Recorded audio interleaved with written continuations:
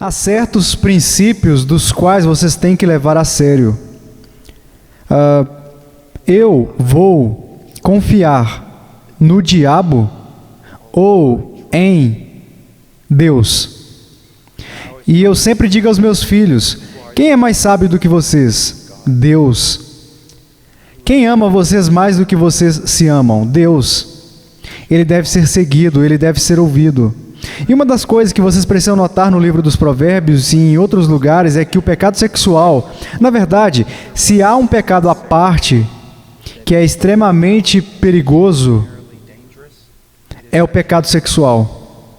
Há indicações em alguns trechos em Provérbios onde você tende a não se recuperar. Você não se restabelece e a sua vergonha nunca vai embora. Então você tem que se convencer de que a palavra de Deus é verdadeira. Isso é mortal. Isso afetará a sua alma, sua psique. Isso afetará você fisicamente. Isso afetará tudo sobre você e todas as pessoas ao seu redor. E isso é mortal, mortal, mortal, mortal, mortal. Isso vai te matar. Isso vai te matar. E é mais viciante do que qualquer coisa que você possa imaginar. É mais viciante do que qualquer droga.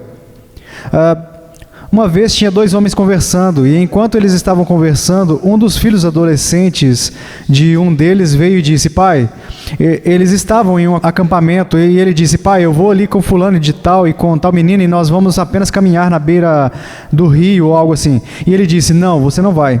Ele disse, ok, pai. O garoto saiu, e o outro homem disse, o que há de errado, você não confia no seu filho? E ele disse, não, eu não confio no meu filho. E ele disse, ora, por que não? Porque não confio no pai dele.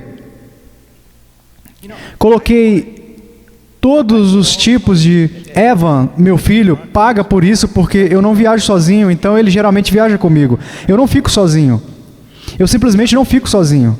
Ok, eu estou velho. Então, se eu com quase 60 anos... não fico sozinho, vou deixar meu filho sozinho com 16, 17, 18 anos? Não, isso é mortal. Mas jovens, aqui está o que eu quero que vocês entendam mais do que tudo. Quando se trata da tentação, o livro de Tiago provavelmente contém uma das principais passagens, mas as pessoas não leem tudo e eu não entendo o porquê. Então, lá fala sobre a tentação, fala sobre ser seduzido, fala sobre a cobiça, e a cobiça, depois de haver concebido, dá à luz o pecado, e o pecado gera morte. Então, as pessoas param por aí. Só que Deus continua, creio eu, falando sobre tentação. Ora, Ele vai te dizer como derrotá-la. Ele diz, não vos enganeis, meus amados irmãos, toda boa dádiva e todo dom perfeito são lá do alto, descendo do Pai das luzes, em quem não pode existir variação ou sombra de mudança. Assim, quando um homem diz, como posso fazer? Quando um homem mais velho me diz, como posso me fortalecer contra a imoralidade? Ora, fortaleça o seu relacionamento com a sua esposa. Faça dela o deleite do seu coração, e você não terá problemas com isso. E os jovens dizem, bem, essa imagem ou esse tipo de coisa está me atraindo. Sim, mas o que é isso? É uma falsificação pervertida. É digital. Talvez seja de papel. É doentio. E o que você está negociando? Veja, o diabo diz, aqui está, se você não aceitar isso, você não terá nada. Isso é uma mentira. Sua resposta deve ser, eu não vou aceitar isso, porque Deus tem aquilo, e a única diferença é que eu preciso esperar.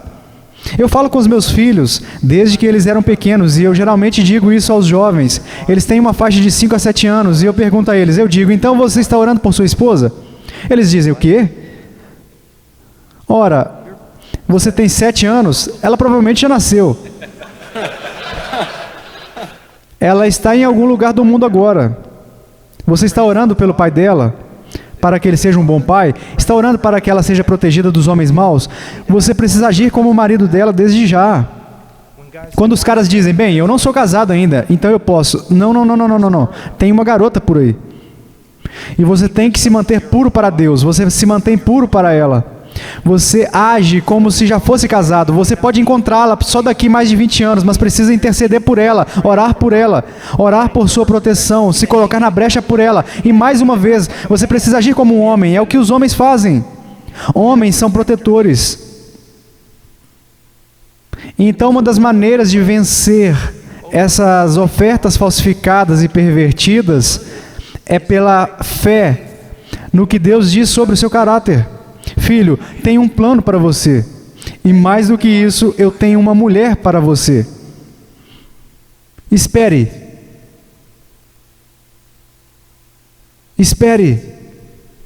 Porque quando você peca contra si mesmo, por essa perversão sexual, quando você peca contra Deus, você também está pecando contra ela. Você está pecando contra ela. Agora, se você caiu nisso, seja quebrantado, mas não quebrantado pelo desespero. Essa é uma das formas em que o diabo sempre tem êxito. Veja, Deus, às vezes, diz coisas tão duras para você quanto o diabo dirá. Como você pode saber a diferença? O diabo diz, você é isso, isso, isso e isso, e você fez isso, isso e isso, agora fuja de Deus. Ele não quer te ver. Você está doente, você está destruído, você está errado, você foi expulso. O que Deus diz? Deus pode ser mais duro com você do que o diabo, mas ele sempre termina com isso. Agora volte. As minhas misericórdias se renovam todas as manhãs. Retorne para mim, retorne para mim. É isso que você precisa fazer. Só uma coisa, e aprendi isso com D. Edmond Hibbert. Eu tenho tudo, todos os comentários dele, eu simplesmente amo. E em 1 Tessalonicenses, apenas escute, capítulo 1, versículo 9. Pois eles mesmos, no tocante a nós, proclamam que repercussão teve o nosso ingresso no vosso meio, e como deixando os ídolos, vos convertestes a Deus para servirdes o Deus vivo e verdadeiro. Vocês deixaram os ídolos e se converteram a Deus. E Hibbert diz lá, ele diz, a ordem é um tanto importante. Você presumiria que ele diria que você se converteu a Deus e deixou os ídolos, mas ele diz que você deixou os ídolos e se converteu a Deus. E creio que Hibbert está certo nisso. Não foi como se os tessalonicenses estivessem lá em seus templos pagãos e de repente, estou realmente desapontado com o paganismo e eu gostaria que houvesse algo mais, uma alternativa. Eu gostaria que alguém viesse e pregasse para nós. Não era isso que eles estavam fazendo. Eles estavam totalmente satisfeitos com o paganismo e a devassidão deles. E o paganismo está sempre associado ao pecado sexual, mesmo na religião. Eles estavam satisfeitos, eles estavam felizes. Você sabe que o que os fez infelizes foi quando eles ouviram sobre Cristo.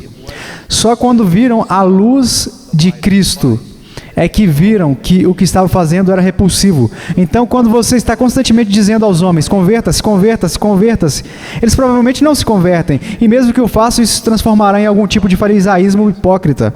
A forma é olhar para ele. Olhe para ele. Olhe para ele.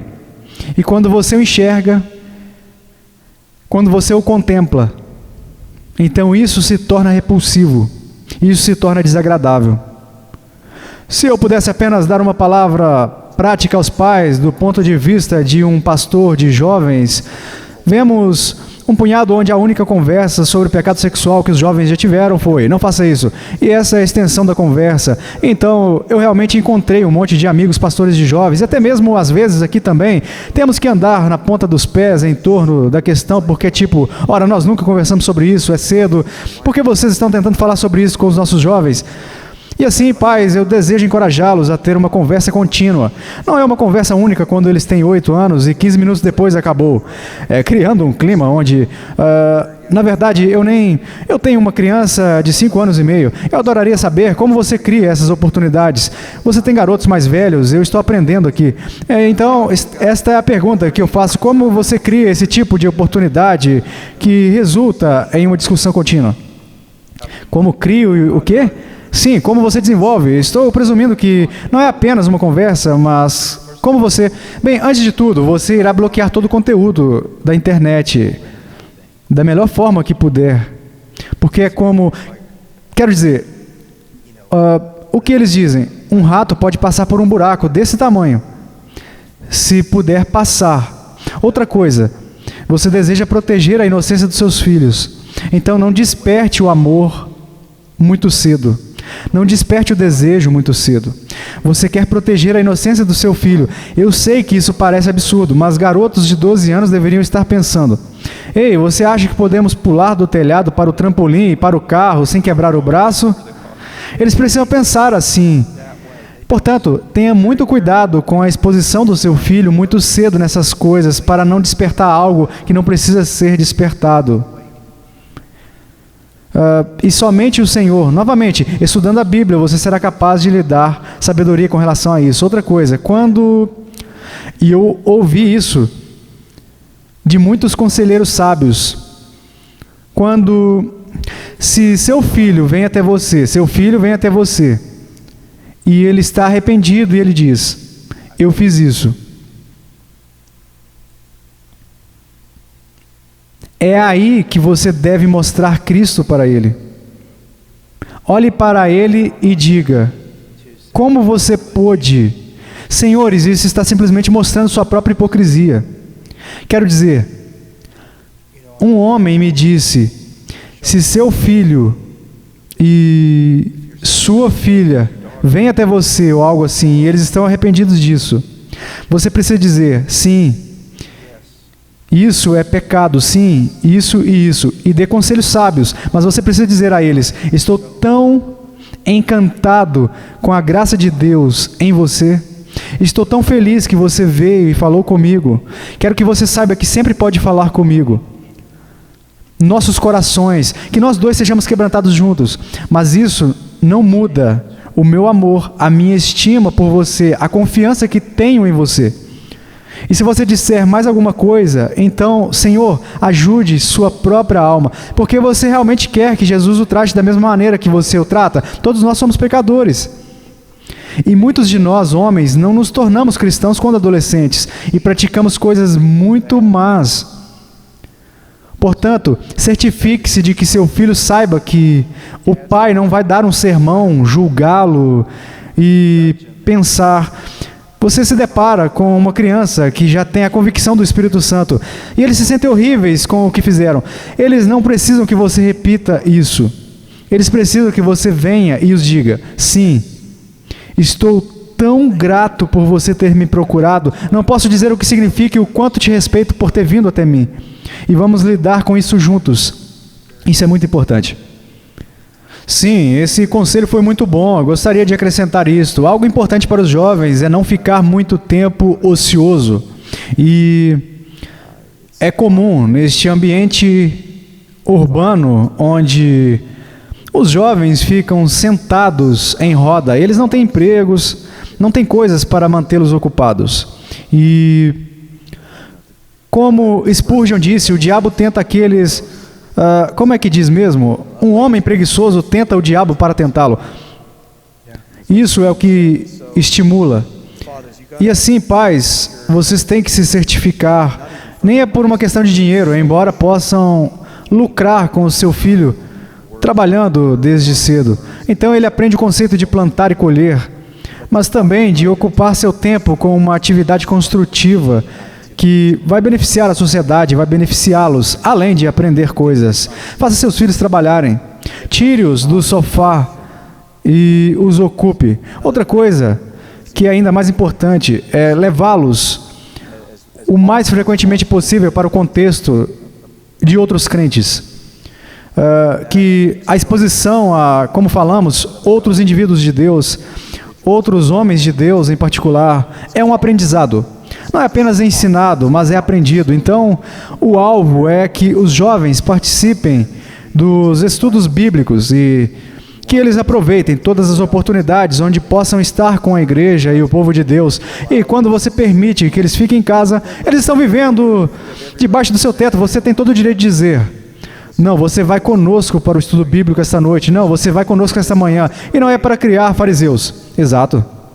Mas olhe por outro lado, apenas permitir que eles fiquem em casa sem a palavra de Deus não será nada bom.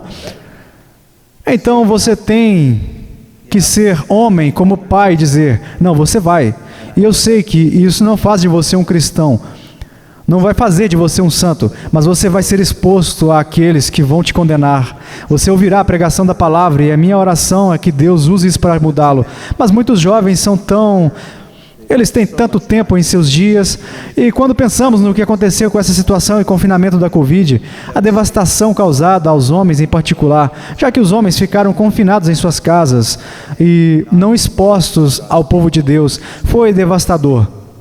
E notamos que, em relação ao aconselhamento, a quantidade de necessidades de aconselhamento aumentou dramaticamente como resultado da pandemia.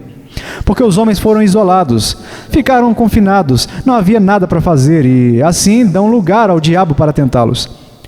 O objetivo, meu jovem, não é apenas que você seja um trabalhador esforçado e que seja puro. O objetivo é que você ame a Cristo, que você seja devoto a Ele, porque você o ama, porque Ele é o seu mestre, seu tesouro em sua jornada, que você seja puro por Ele, que você também trabalhe duro por Ele. E creio que todos dão um caloroso amém a isso. Então foi uma boa discussão. Você pode fechar para encerrar o nosso momento? Muito obrigado por estar conosco. Meu Pai, tudo o que dissemos, Senhor, pouco importa a parte da sua graça, a parte do seu Espírito e do seu poder. Ó meu Deus, ajude-nos como pais, enquanto aprendemos com todos os nossos fracassos. Ajude-nos a sermos homens melhores. Ajude os nossos filhos e as nossas filhas a amar o seu Filho acima de todas as coisas deste mundo. Em nome de Jesus. Amém. Deixe-me dizer outra coisa aos pais. Seus filhos precisam de vocês. Seus filhos precisam de vocês. Suas filhas precisam ainda mais de vocês. Também deveria ter uma noite inteira aqui sobre pais e filhas. Minhas filhas precisam de mim mais do que os meus filhos. E se você não perceber isso, você vai estar em apuros. Suas filhas precisam tanto de vocês que querem essa amizade masculina, aquela supervisão masculina, aquele amor masculino. E quando você não dá, elas vão encontrá-lo em algum lugar. Suas filhas precisam de vocês.